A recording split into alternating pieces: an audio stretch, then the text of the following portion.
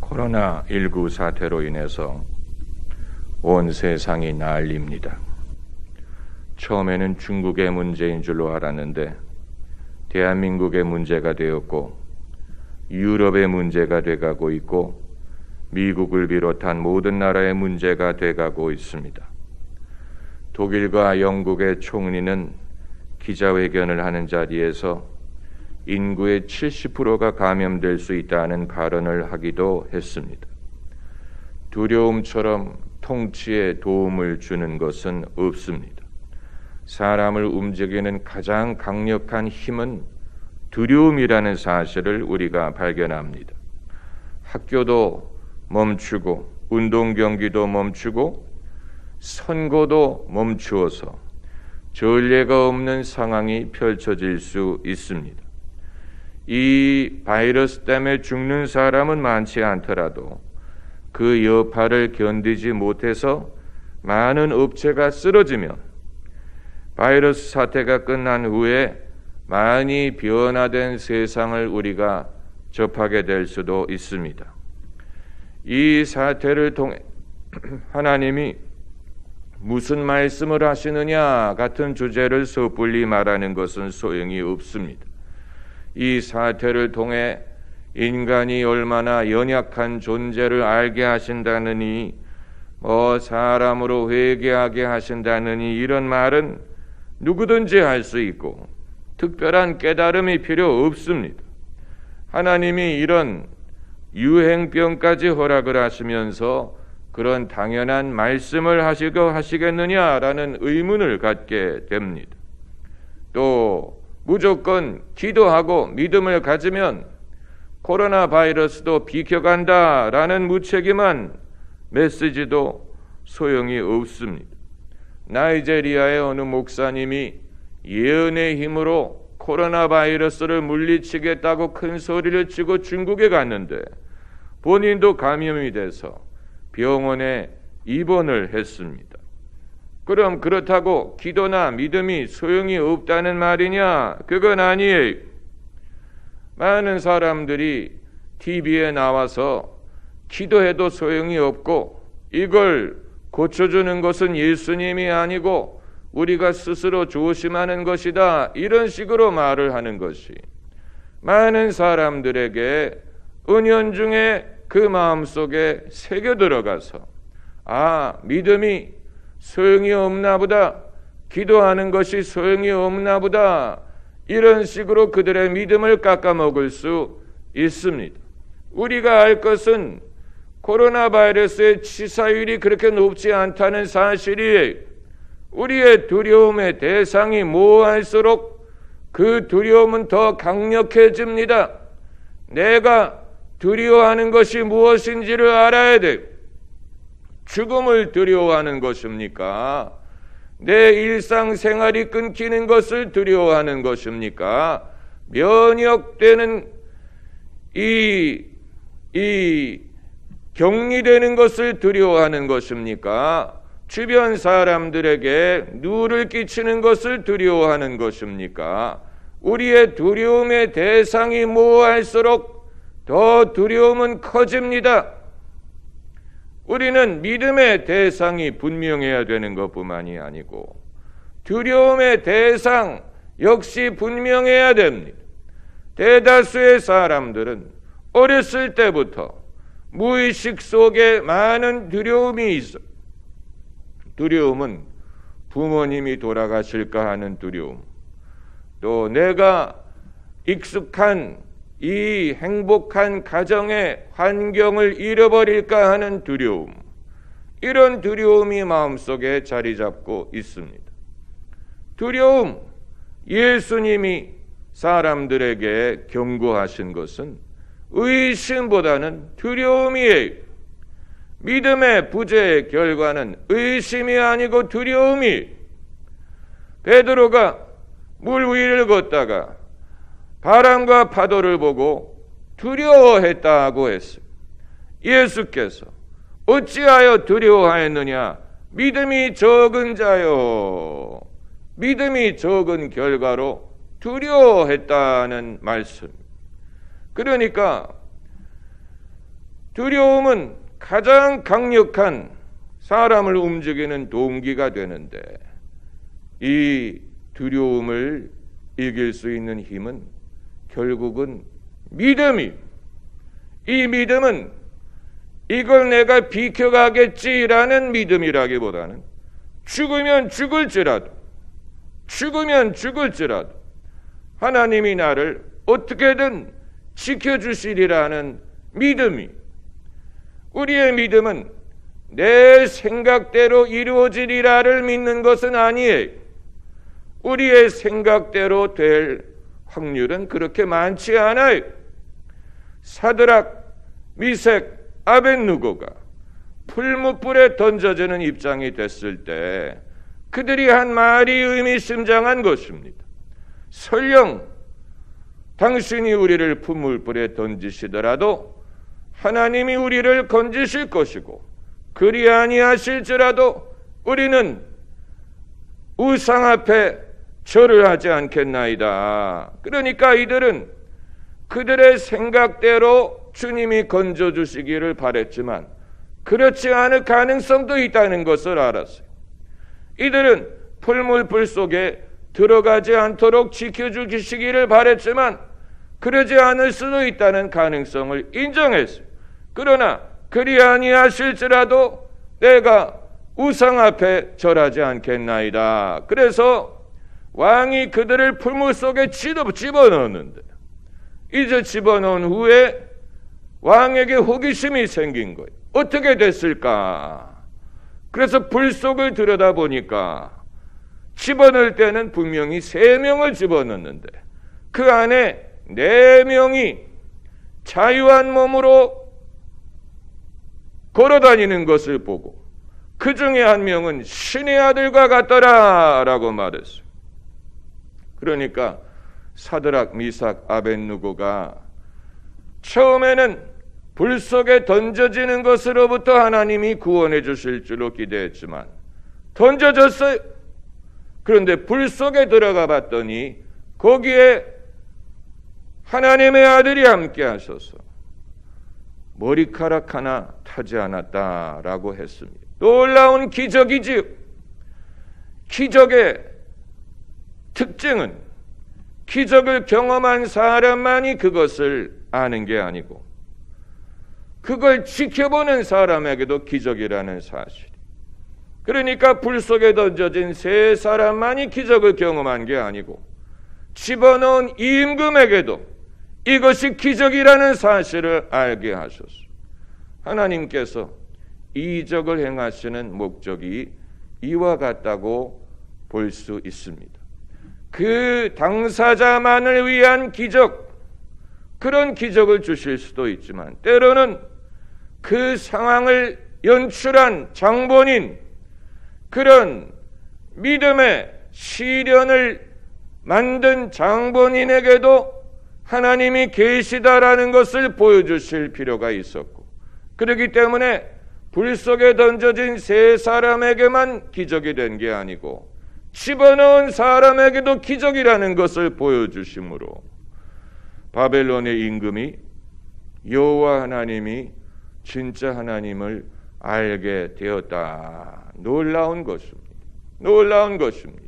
우리가 하나님께 영광을 돌릴 수 있는 길이 여기에 있습니다. 하나님께 어떻게 영광을 돌리느냐? 내 자신이 하나님이 도우셨다는 것을 알게 하는 것뿐만이 아니고 내 믿음을 조롱하던 사람, 내 믿음을 믿지 않던 사람, 그 사람에게도 하나님이 주시는 메시지가 필요한 것입니다. 내 믿음을 반대하던 사람, 내 믿음을 핍박하던 사람에게도 하나님이 주시는 메시지가 필요한 것입니다. 만일 하나님이 하시는 일이 믿는 사람들만이 알아보고 믿는 사람들만이 누릴 수 있는 것이라면 하나님이 하시는 일은 크지 않은 것입니다. 하나님이 크신 하나님이시기 때문에 당신이 행하시는 일이 하나님만큼 크다면 그것은 믿었던 사람에게만 주시는 메시지인 것이 아니고, 때로는 예수님이 십자가에 달리실 때 그 자리에서 백부장이 고백을 하기를 이는 진정 하나님의 아들이었다. 믿지 않던 이방인 백부장이 그 자리에서 이는 진정 하나님의 아들이었다. 이처럼 원래 믿지 않던 사람, 믿음을 핍박하던 사람에게도 하나님이 당연히 주시는 말씀이 있을 수밖에 없지. 그걸 우리가 기대해야 됩니다. 그걸 우리가 바라야 됩니다. 하나님이 하시는 일은 그 범위가 내 울타리를 넘어갈 것을 기대해야 됩니다. 야곱이 요셉에 대해서 축복 예언을 하면서 너는 가지가 담장을 넘었다라고 말했죠. 아주 위대한 말이 너는 가지가 담장을 넘었다. 이건 요셉의 믿음, 요셉의 신앙의 삶의 열매가 본인에게만 유효한 것이 아니고 담장을 넘어서 내 울타리를 넘어서 이웃에게도 남들에게도 그 믿음의 여력을 보여줄 수 있다는 말을 한 것입니다. 하나님이 하시는 일이 그렇습니다. 만약에 그렇지 않다면 하나님은 크신 하나님이 아니실 거예요. 엘리야가 갈멜산에서 바알의 선지자들과 영적인 대결을 벌였죠. 얼마나 멋진 인물입니까? 이 한 대결을 위해 하나님이 엘리야 선지자를 예비하신 것입니다. 한 가지 일, 이 한 에피소드로 엘리야 선지자는 위대한 구약의 가장 위대한 선지자가 될 수 있었죠. 그러나 이 영적을 대결을 하기 전에 엘리야는 3년 반 동안을 사르밧 과부의 집에 신세를 지는 부끄러운 삶을 살아야 했어요. 얼마나 창피한 일입니까? 선지자가 가난한 사르밧 과부의 집에 얹혀 살면서 도움을 받아야 했으니, 그러나 그런 식으로라도 하나님께서는 당신의 종을 준비시키신 것, 훈련시키신 것입니다. 왜냐하면 하나님이 엘리야를 위대한 선지자로 부름으로 엘리야가 떵떵거리면서 살게 하기 위한 게 아니었어요. 엘리야가 땅에서 영광을 누리며 살게 하기 위해 위대한 선지자가 되게 하신 것이 아니에요. 한 가지 일, 갈멜산에서 우상의 선지자들과 영적인 대결을 벌여 누가 진짜 하나님인가를 증명하게 하기 위해 엘리야를 세우신 것입니다. 여러분, 우리 모두의 삶과 신앙에 수고해야 될 이유가 있다면 이유가 있어요. 수고해야 될 이유가 있어요. 그 이유가 어떤 것이었는지는 우리만이 알 것입니다. 이 일을 위해 이렇게 하셨구나. 이 일을 위해 나를 인내하게 하셨구나. 이 일을 위해 나로 오랜 낮아진 삶을 인내하게 하셨구나. 에스더에게 모르드게가 한 말이 이 일을 위해 너를 예비하신 것이다. 우리 모두에게 이 일을 위해 나를 보내셨구나. 이 일을 위해 나를 준비시키셨구나 라고 고백할 수 있는 것이 있다면 우리는 행복한 사람이, 성공한 신앙인이 이 일을 위해 하나님이 나를 믿음의 종으로 만드시고 이런저런 일을 감당하게 하셨구나. 이 일을 발견하게 되기를 바랍니다. 그래서 엘리야가 영적인 대결을 벌이죠. 먼저 바알의 선지자들에게 기회를 줬어요. 각자 단을 만들어서 그 위에 제물을 올려놓고 하늘에서 불로 응답하는 그이가 진짜 하나님이다. 바알의 선지자들이 그걸 물었어요. 그래서 하루 종일 예언을 하면서 뛰놀았다라고 했어요. 나중에는 응답이 없으니까 칼로 자기 몸을 찔러서 피를 내면서까지. 여러분, 이 시대 사람들이 자기의 살을 찌르는 일, 문신도 포함이 되고 또 자기 건강을 해치는 일, 자기 몸에 주사로 약을 주입하는 일, 이런 모든 것들이 어떻게 보면 바알의 선지자들이 응답이 오지 않으니까 응답을 얻기 위해서 자기의 몸을 자해하는 것과도 비슷한 면모가 있습니다. 하나님의 응답은 그런 식으로 얻을 수 있는 게 아니에요. 우리 인생의 해답은 우리가 내 자신을 자해함으로 얻을 수 있는 그런 게 아니에요. 그런 행동을 그쳐야 됩니다. 주님이 오신 것은 생명을 얻되 더 풍성히 얻게 하려 함이라 라고 했어요. 더 풍성한 생명을 얻기 위해 오셨는데 왜 사람들은 자기를 자해하고 자기의 몸을 해치고 그렇게 함으로 뭔가 인생의 해결을 얻을 수 있다고 생각하는 것입니까? 그 생각 자체가 하나님의 창조의 섭리를 거스르는 것입니다. 자기 몸을 귀중하게 여겨야죠. 너희의 몸은 성령의 거룩한 전임을 알지 못하느냐? 값을 주고 사신 것이니 너희 몸은 너희 것이 아니니라 라고 하셨어요. 그래서 하루 종일 바알의 선지자들이 떠나왔지만 응답이 오지 않으니까 이제 엘리야의 차례가 됐죠. 엘리야가 길게 기도하지 않았어요. 그 사실을 우리가 알아야 돼요. 개인적으로 기도할 때는 길게 하지만 예수님도 사람들 듣는 데서 기도하실 때는 길게 기도하지 않으셨어요. 엘리야가 한 줄 기도를 했어요. 여호와여, 내가 여호와의 종인 것과 여호와의 말씀에 의해 이 모든 일을 한 것을 알게 하옵소서. 여호와여 응답하옵소서. 그랬더니 하늘에서 정말 불이 내려서 제단 위에 있는 제물을 불태운 것뿐만이 아니고 그 주변에 있는 돌까지도 불태우고 거기에 뿌렸던 물까지도 핥아버렸다라고 했어요. 하나님이 하시는 일의 성격이 이렇습니다. 하나님이 하시는 일은 그 제물만을 취하시는 게 아니고 주변에 있던 거 다 태워버렸어요. 물까지 핥아버렸어요. 그것을 보고 이스라엘 백성들이 그제서야 여호와 그분이 하나님이시다. 여호와 그분이 하나님이시다.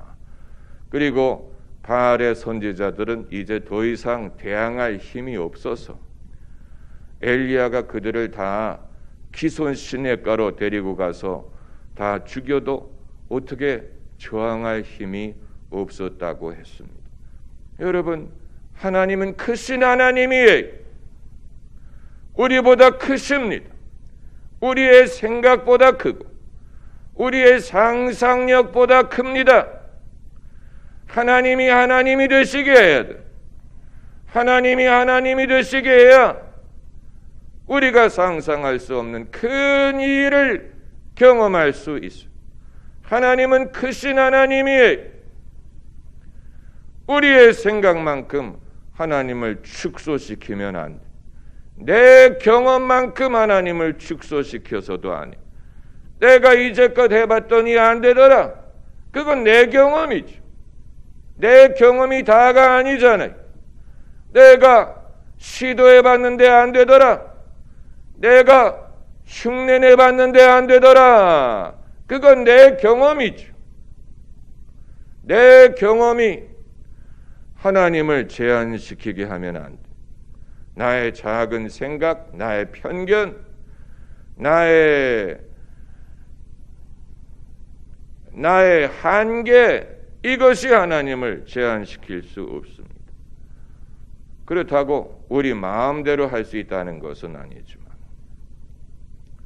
하나님도 엘리야가 숨어야 될 때와 나타내야 될 때를 정하신 것처럼 숨어야 될 때가 있었어요.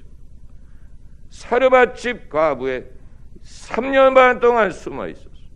그러나 나타나게 하실 때가 있었죠.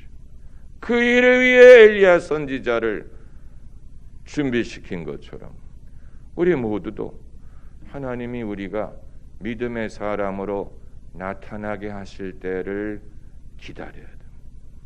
하나님이 왜 나를 믿음의 종으로 부르셨나? 하나님이 왜 나를 이 모든 세월 동안 이런저런 것을 감당하게 하셨을까? 하나님은 무엇을 행하려 하실까? 무엇을 계획하시는가? 무엇을 뜻하시는가? 우리의 가장 큰 관심사가 그것이어야 됩니다. 과연 하나님은 어떤 목적으로 이 모든 일을 행하시는가? 하나님에게는 어떤 계획이 있느냐? 이것보다 더 중요한 질문이 있습니까? 이것보다 더 중요한 질문은 없습니다.